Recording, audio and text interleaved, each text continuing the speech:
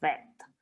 Bueno, vamos a arrancar hablando sobre la nueva economía. Esta es una de las preguntas que nos suelen hacer. Cuando la gente empieza, o cuando empezamos a investigar un poco más sobre las nuevas economías, una de las cosas que surgen es, pero esto lo solían hacer anteriormente. Hay muchas cosas que no son totalmente una invención de la rueda, y entonces podríamos poner el foco es si esto es una nueva economía o la propuesta es una vieja economía readaptada a los momentos de hoy. Y la realidad es que cuando nos ponemos el foco en la palabra nueva, es importante saber de que esta propuesta o este paradigma que está emergiendo, lo que busca es tomar y honrar todo lo que hemos vivido anteriormente. Entonces, ¿cuáles son todos los aprendizajes que hemos tenido? Y a partir de eso construir. Por lo tanto, puede ser que les surjan y que les resuenen un montón de cosas que son ancestrales o que se han hecho en algún momento pasado. Y bueno, eso es un poco el foco. Ahora otra de las preguntas que suelen surgir al respecto de nuevas economías ¿es en singular o es en plural? Nosotros, como vieron en la propuesta, el mismo evento se llama Segundo Encuentro de Nuevas Economías, en plural, porque consideramos que todavía no se ha convergido en una nueva economía como paradigma dominante. Entonces hay muchos movimientos, conceptos, autores que hablan sobre esto, pero todavía estamos en un punto en donde toda idea y movimiento es bienvenido, pero no hemos logrado ser el paradigma, digamos, dominante al respecto de esto. Entonces, por eso hablamos en plural, por eso para nosotros es interesante hablarlo como distintos movimientos. Víctor también trajo esta filmina que estamos viendo ahora, y van a ver acá que hay muchos logos, algunos de ellos son organizaciones, algunos de ellos son autores, otros son iniciativas, algunos son movimientos. Todo esto y muchos más que no están, otros logos que no están en esta filmina, vienen alimentando lo que son las nuevas economías. Pero a mí, algo particularmente que me ha sido de muchísima utilidad para entender los cambios que estamos viviendo, es una teoría o una manera de explicar la forma que se dan los cambios. Y por eso prometo ser muy práctica, pero les voy a contar un poco la historia para después darles ejemplos concretos. Lo que vemos acá es la teoría que se llama doble bucle o el two loop en inglés. Es una teoría que viene de Berkana Institute y después nosotros le vamos a mandar este material para que también lo tengan, pero me parece interesante porque lo que dice el doble bucle es que cuando un elemento del sistema se modifica, todo el sistema se modifica, por ínfimo que sea ese cambio. Entonces dice que hay fuerzas opositoras. Esas fuerzas opositoras, ustedes verán que lo que estamos viendo acá son como dos olas, una que está por romper y una que está emergiendo, que está surgiendo.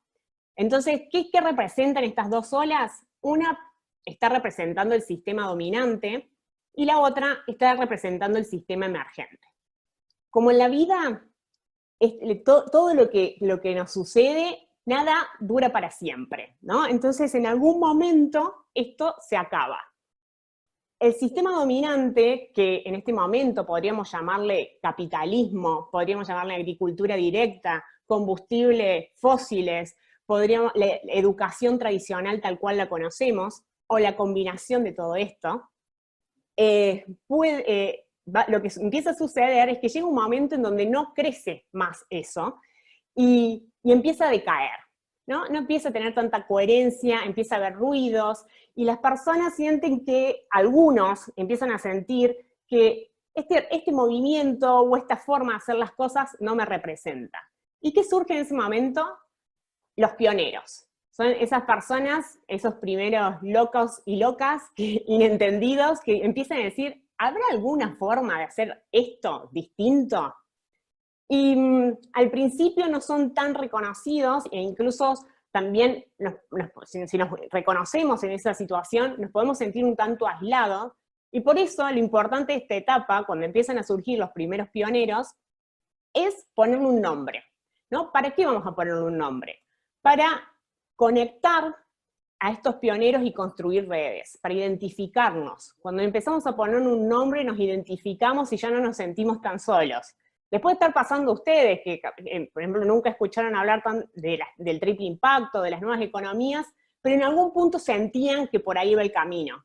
Y de pronto, que se empiezan a conectar y a construir redes con otros, empiezan a ver que había un mundo ahí y que no lo estábamos viendo. Entonces, por eso es interesante, para que el sistema emergente empiece a surgir, es necesario conectarnos. Algo importante que vamos a ver, estas hermosas personas que en el sistema dominante son los denominados estabilizadores. ¿Quiénes son ellos? Son personas que están en contra de cambiar o de dejar el sistema dominante. Dicen, siempre lo hice así, siempre funcionó, ¿por qué tengo que cambiar? Y de hecho pueden llegar a decirle a los pioneros, no lo vas a lograr, esto no va a pasar nunca. Pero lo interesante, que a veces nosotros lo vemos con un cierto recelo a los estabilizadores, es que son muy, muy importantes que estén estos estabilizadores. Porque imagínense ustedes que el sistema dominante cayese de un día para el otro. Y le pongamos un ejemplo. Piensen si el combustible fósil mañana lo dejásemos de usar. Seguramente traería un montón de dificultades a niveles logísticos, de movimiento, los vehículos no están adaptados para utilizar otro tipo de combustible. Entonces, digamos, al colapsar el sistema dominante, podría suceder que entráramos en un periodo de caos. Por lo tanto, nuestros respetos a los estabilizadores. ¿Por qué es importante? Porque ellos están en un sistema que está muriendo de a poco. Y sé que la palabra suena fuerte, pero es interesante también pensar en los ciclos de la vida, como le decía al inicio, y la muerte es parte de eso, y entonces también hay que honrarlo. ¿Qué está pasando en el sistema emergente? A medida que se fueron conectando redes, se empiezan a crear comunidades. Y esto es un poco por donde estamos en este momento, pero crear comunidades no es tan sencillo, y todavía no hemos logrado encontrar las claves exactas de cómo crear una comunidad. Y eso es un poco también lo que los queremos invitar a conversar hoy. Acá el verbo que se utiliza mucho es nutrir, vamos a tener buenas conversaciones, a buscar material, a ver cómo entre todos logramos aumentar la influencia de este sistema que está emergiendo. ¿Qué sucede mientras en el sistema dominante? Como empieza a decaer cada vez más, empieza a haber la necesidad de tener cuidados paliativos. Y acá puede ser interesante, yo por ejemplo me reconozco como una persona que está, y creo que muchos de nosotros también, que está con un pie en el sistema dominante y otro pie en el sistema emergente. Y entonces es interesante también que las personas que están trabajando en el sistema dominante, en algún punto, están cuidando también a todo este sistema y todas estas personas y organizaciones que no saben hacia dónde ir o que no saben cómo hacer la transición. Y en esto, ¿por qué es importante cuidarlo? Porque cuando el sistema dominante se termine, vamos a necesitar compostar. Y como le decía al inicio, el compostaje es honrar todo lo pasado, todos esos aprendizajes que tuvimos para poder nutrirnos en estas comunidades que veníamos hablando y poder desarrollar el sistema emergente. En esto vamos a ver que vamos a necesitar crear un espacio en lo que se denomina, o sea, el sistema de influencia, cuando ya tiene demasiada fuerza. Eso todavía no sucede con las nuevas economías, también es importante decirlo, pero cada vez tiene más fuerza.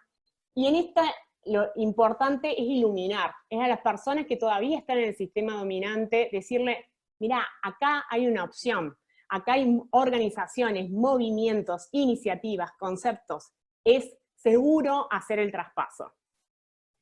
Y por otro lado, hay casos aislados en los márgenes, que puede suceder que haya personas que decidan desarrollar comunidades, pero totalmente cerradas, que no tengan ninguna conexión con el sistema dominante anterior ni con el sistema emergente, y esto podría ser comunidades que están cerradas por ejemplo, en el medio de la montaña, y que no tienen conexión, que están desarrollando su vida perfectamente, pero que no tienen conexión con el resto, con la globalidad o con el todo.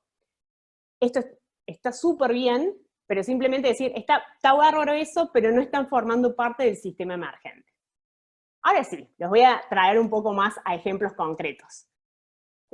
Pongo estos ejemplos relacionados al sistema B y a las empresas B, simplemente porque bueno, es del lugar que nosotros los convocamos, pero de ninguna manera me gustaría que esto quede como que las nuevas economías simplemente son las empresas B, sistema B o la comunidad, sino que, como les dije, hay un montón de movimientos.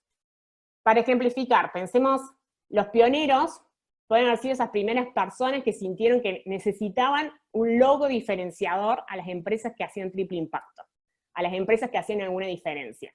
Este movimiento o estas empresas B surgen en Estados Unidos.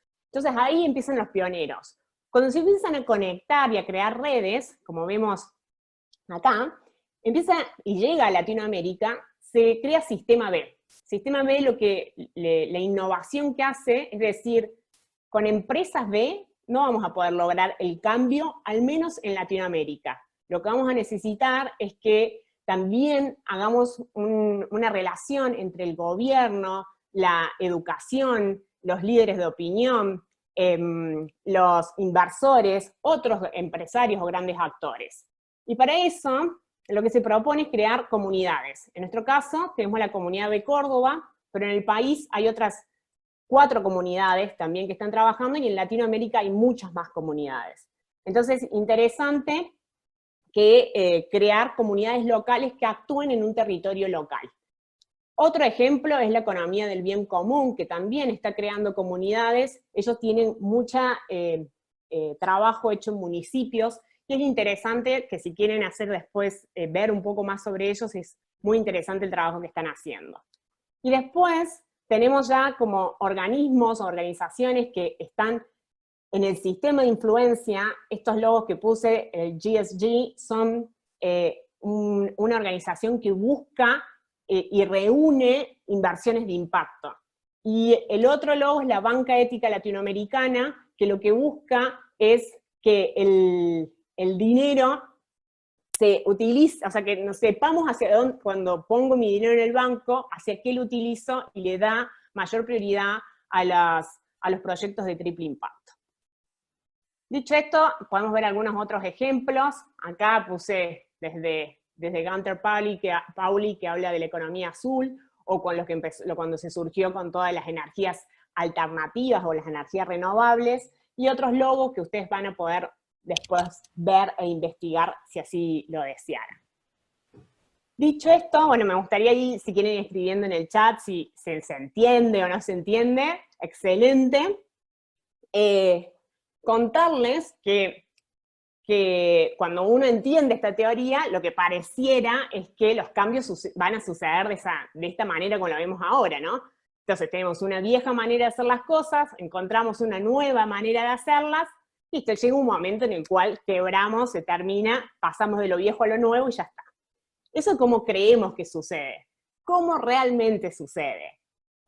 Es un tipo, el gráfico sería una cuestión de esta manera.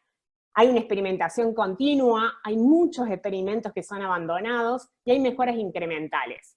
¿Por qué les traemos esto? Porque siempre pareciera que nunca llegamos, ¿no? O sea, como que nos falta algo, siempre hay que mejorar. Y es importante también entender que esto es un proceso, que hay cosas que van a funcionar, otras que no van a funcionar. Esto que estamos haciendo hoy acá, este Zoom, es una experimentación para nosotros, y con todos los mensajes, las encuestas que ustedes llenen, nosotros vamos viendo qué podemos mejorar, pero es interesante entender que esto es necesario ir haciendo esta experimentación.